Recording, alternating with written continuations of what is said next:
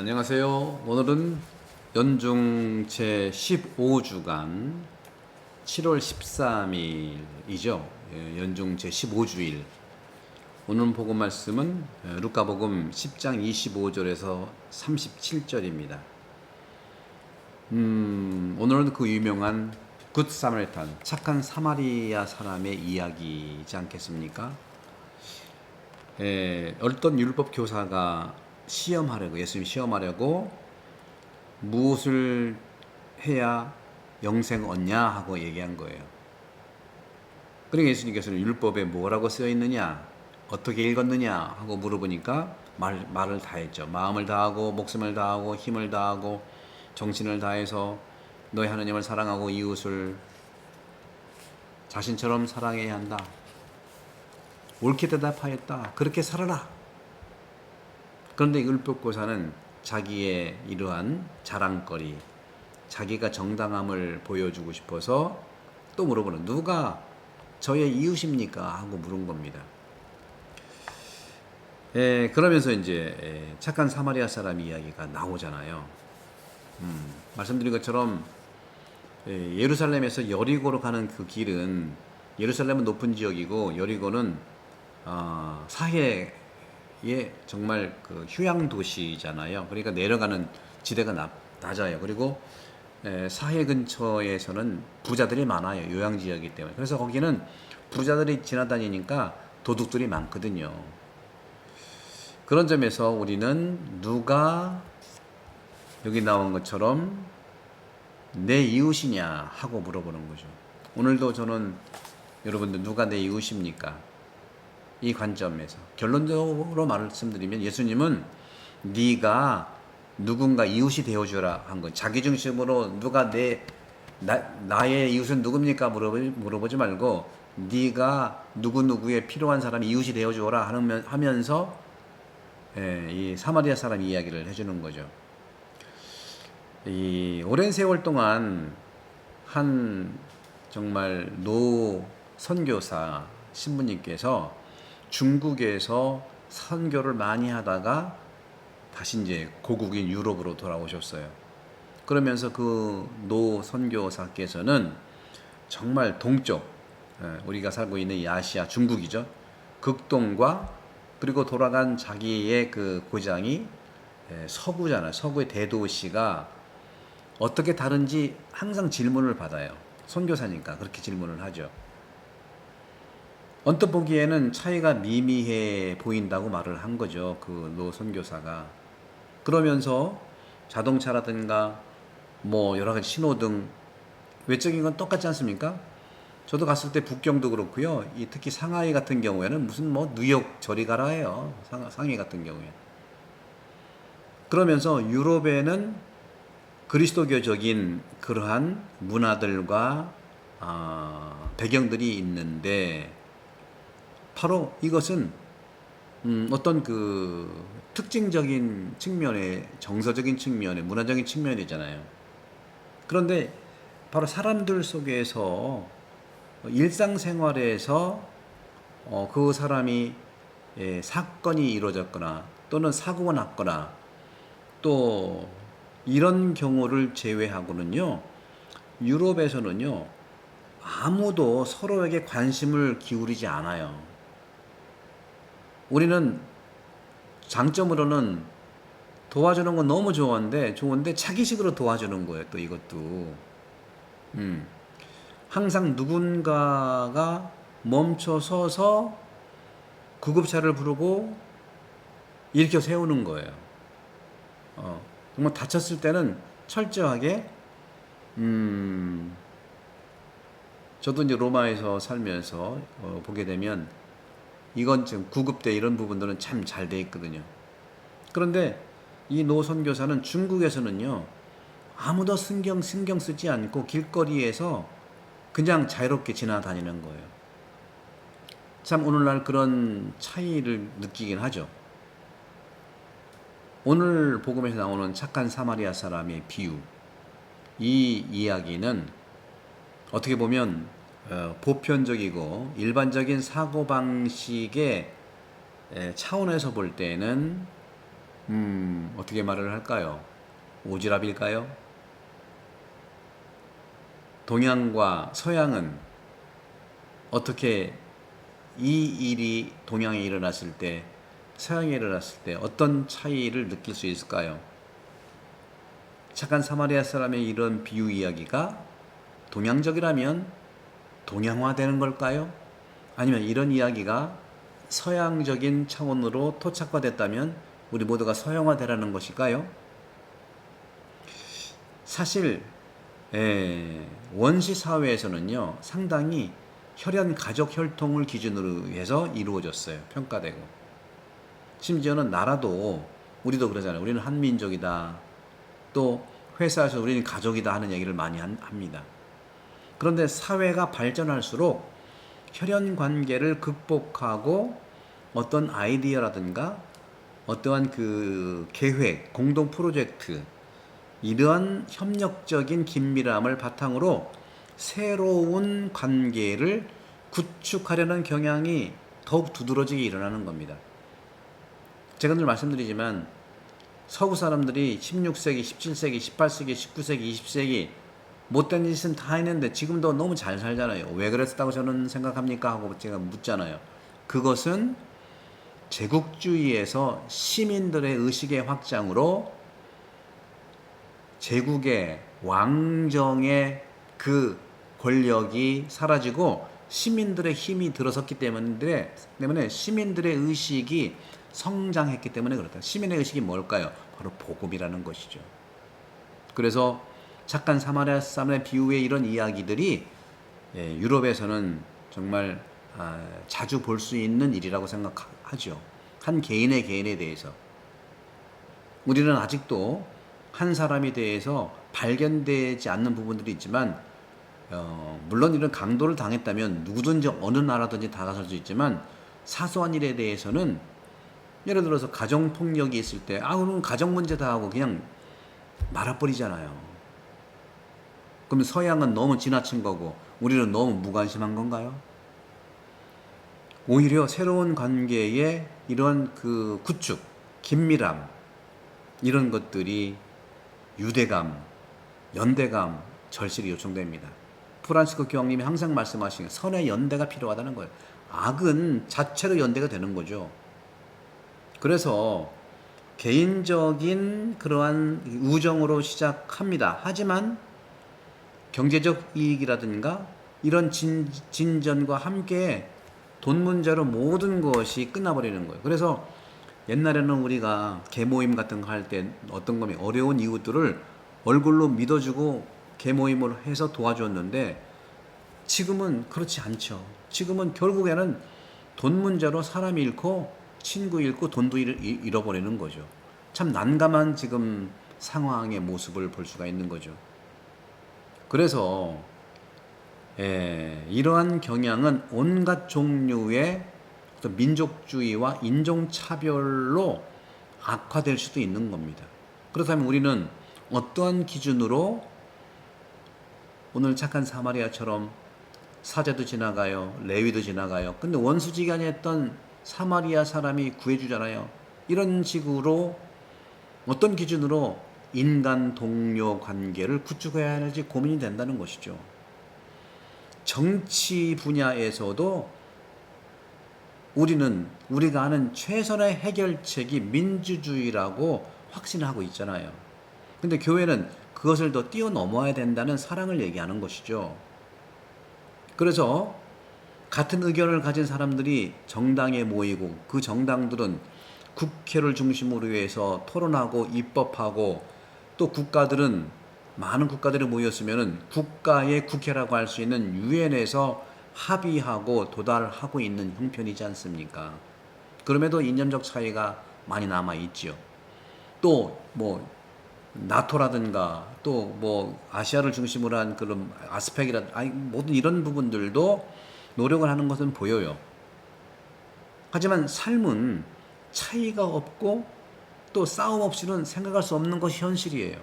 늘 싸우잖아요.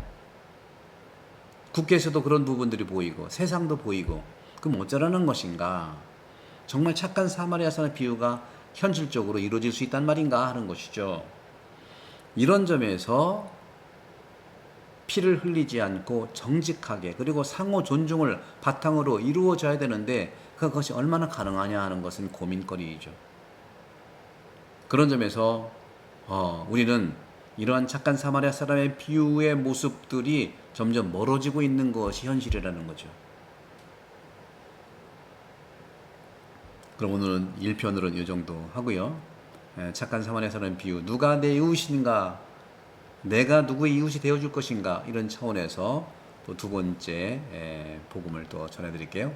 성부와 성자와 성령께서는 여러분 모두로 강복합니다. 감사합니다. 네, 이제 연중 제14주일 7월 13일에 복음 말씀을 또 2편에서 말씀드리겠습니다. 누가 내 이웃이냐? 내가 누구의 이웃이 되어줄 것인가? 이 두 가지 차원. 자기 중심이냐? 도와줄 사람 대상 중심이냐? 거기에서 저는 지난번에 많은 또 문제점들을 내세웠죠. 그런 점에서 그래서 우리는 스스로에게 물어볼 필요가 있어요. 복음의 정신 안에서 내 이웃은 누구이냐 하고요. 나는 어떤 기준으로 이웃과의 친밀함을 판단해야 할 것인가 하는 것이죠. 구약 성경에서는요, 혈연과 민족과 인종의 관계가 하느님 백성을 묶는 가장 중요한 끈이었다는 사실을 우리는 잊어서는 안 돼요. 그게 가장 먼저 예수님도 이스라엘에서 잃어버린 양들을 찾으러 왔다고 분명히 말씀하시거든요. 그러면서 제자들한테 권한을 주시고 파견하시죠. 하느님께서는 이렇게 아브라함과 그 후손들에게 말씀하신 거예요. 바로 그들이 특별한 약속을 받은 겁니다. 그래서 다윗 혈통에서 메시아가 그들에게 온 겁니다. 유대 민족 중에서 예수님의 어머니와 그의 형제들, 친척들의 이야기가 복음서에 나오잖아요. 누가 내 어머니고 내 형제들이냐 하고. 이렇게 복음서와 신약성경 여러 서신들에서 이 문서들은 종종 이러한 상황을 많이 언급을 합니다. 따라서 마태복음 12장에 기록되어 있는 내용에 놀라움을 금치 못하죠. 아시지만 예수님께서 군중들에게 말씀하고 있을 때 그분의 어머니와 형제들이 왔잖아요. 밖에 서 있었지만 예수님과 이야기하고 싶었잖아요. 어머니고 친척들인데. 그런데 계속되는 그런 내용을 볼 때 마치 사도 요한의 친족 관계를 완전히 부인하는 듯한 인상을 주는 게 어떤 겁니까? 예수님께서 군중들을 가리키면서 보라, 내 어머니와 내 형제들이 바로 여기 있는 사람들이다. 말씀을 듣는 사람들. 어머니하고 진짜 친척을 얘기하지 않고 청중들을 가리키면서 군중들을 가리키면서 보라, 내 어머니와 내 형제들이다 하고 얘기한 거예요. 이어서 마태복음 12장 이어서 누구든지 하늘에 계신 내 아버지의 뜻대로 행하는 자가 내 형제고 자매고 어머니라고 덧붙이세요. 어떻게 이해를 해야 됩니까? 여전히 예수님께서는 아까 발전된 모습에서 고대 사회는 혈족 중심이고 발전하면서 혈족 중심에서 벗어나는 그러한 그 발전의 모습을 얘기했지 않습니까? 사회가 발전할수록 혈연 관계를 극복하고 정말 새로운 관계를 구축하는 그러한 계획, 시스템 그런 거를 말하고 있는 것이 현실인데 바로 그런 점에서 우리가 생각해야 될 점은 이런 부분에서도 역시 민족주의 사회를 지지하는 사람들은 그들의 경향 안에서 위로와 위안을 받는 거예요. 제가 말씀드리지만 제가 비판하는 거 아닙니다. 우리 생미사 그리고 특히 연미사는 전부 가족미사예요. 그런데 우리 대한분당은 프레시드임에 돌아가면서 구역에 돌아가면서 이웃을 위한 연미사도 봉헌을 하거든요. 이것이 바로 가족 중심에서 벗어나는 가족 중심의 위로의 경향을 뛰어넘는 작은 것 같지만 상당한 복음적 가치를 가진 것이죠. 그래서 예수님께서 친히 말씀하시는 누구든지 내 아버지의 뜻을 행하면 내 가족이 된다 하는 거, 내 형제가 된다는 거, 내 어머니가 된다는 것을 강조해서 말씀드리고 싶습니다. 하느님의 뜻을 행한다는 것은 이렇게 심오한 의미를 지닌 표현입니다. 예수님은요, 하늘에 계신 아버지의 뜻을 항상 행하시기 때문에 스스로를 하느님을 찾는 자라고 부르셨어요. 마태복음 7장 21절.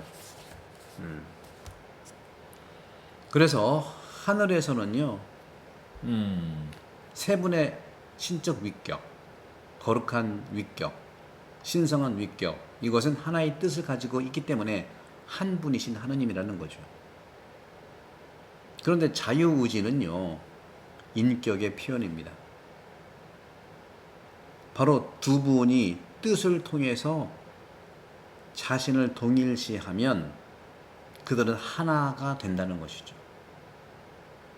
둘이나 셋이 모인 곳에서 내 이름으로 모신 곳에서 나도 함께 있겠다는 것 같은 거예요.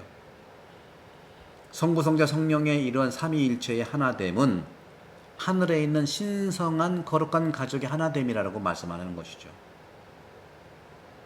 아버지의 뜻이 하늘에서 이루어지는 것처럼 땅에서 이루어진다고 하는 이 주님의 기도, 이것도 이렇게 기도하는 사람에게도 이런 일들이 일어나는 거예요. 신성한 하나됨의 원리를 땅에 적용시키고 자신을 신성한 하나됨으로 높이고 싶은 기도라는 거죠. 또한 예수 그리스도께서는 하느님의 아들이 되고 맏아들의 형제가 되는 겁니다. 바로 가장 좋은 모범이 성모 마리아예요. 성모 마리아는 예수님의 성체와 성혈로 이루어진 어머니세요. 하지만 마리아는 또한 하느님의 뜻에 전적으로 동의함으로써 새로운 영적 의미에서 하느님의 어머니이기도 하죠. 루카복음 1장 38절 말씀하신 대로 저에게 이루어지기를 바랍니다. Fiat voluntas tua.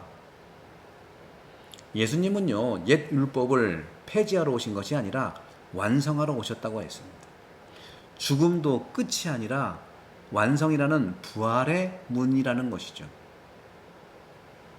철학에서요, 물질과 영을 아주 대조적으로 바라보잖아요. 성경에서도 육과 영의 차이를 강조는 합니다. 하지만 다른 의미로 쓰는 거예요. 반대로 쓰는 것이 아닙니다. 에베소서 2장 7절을 보게 되면 하느님께서는 육신에 영을 불어넣었다고 얘기를 하죠. 반대가 아니에요. 하나가 되는 겁니다.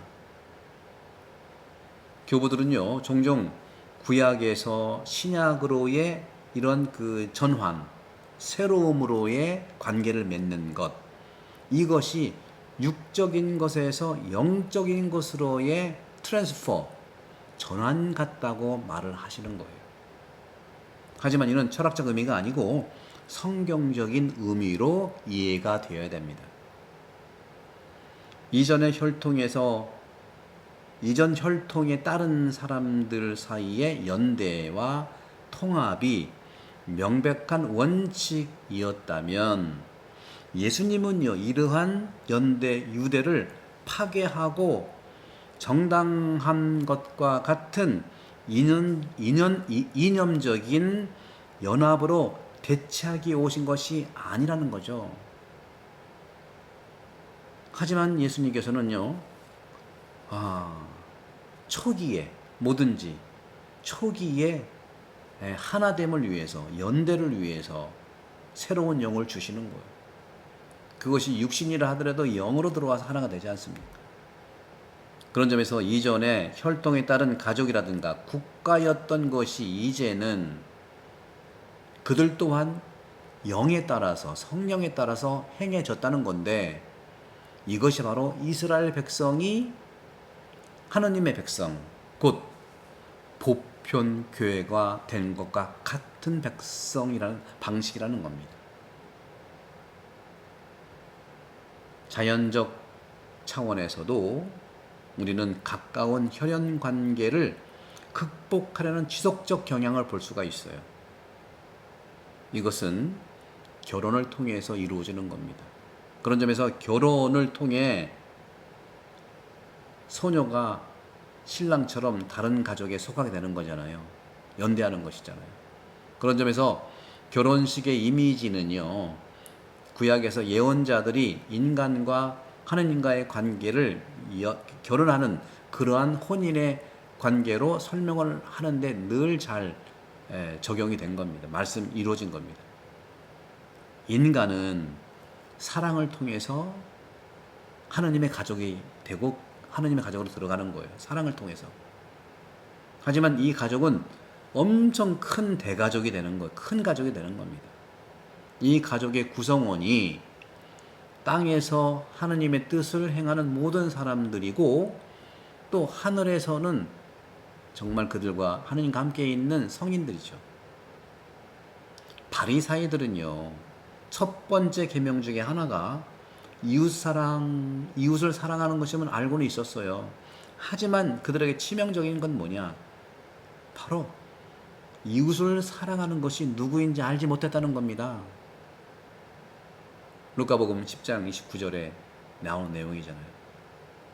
따라서 그리스도인은 더 이상 이웃이란 사랑받는 사람이라는 질문을 스스로에게 던지지 않습니다. 참된 사랑은 보편적이고 교회도 보편적인 것, 즉 공본되고 보편성을 지녔다는 점을 고려할 때 누가 내 이웃이 아닌지 밝히는 것은 매우 어려운 것이라는 거죠. 그러니 내가 이웃이 되어주는 길, 중요한 것이죠. 그리고 누가 내 이웃이냐는 관점에서는요, 사제, 레위 이런 사람들이 지나친 것은 그 강도 맞은 사람한테 나쁜 짓 한 게 아니잖아요. 단순히 무관심했다는 거죠. 사마리아 사람은 관심을 가졌다는 거죠. 이웃 사랑은 관심입니다. 성부와 성자와 성령께서 여러분 모두를 강복합니다. 감사합니다. 구독, 성원 부탁해요.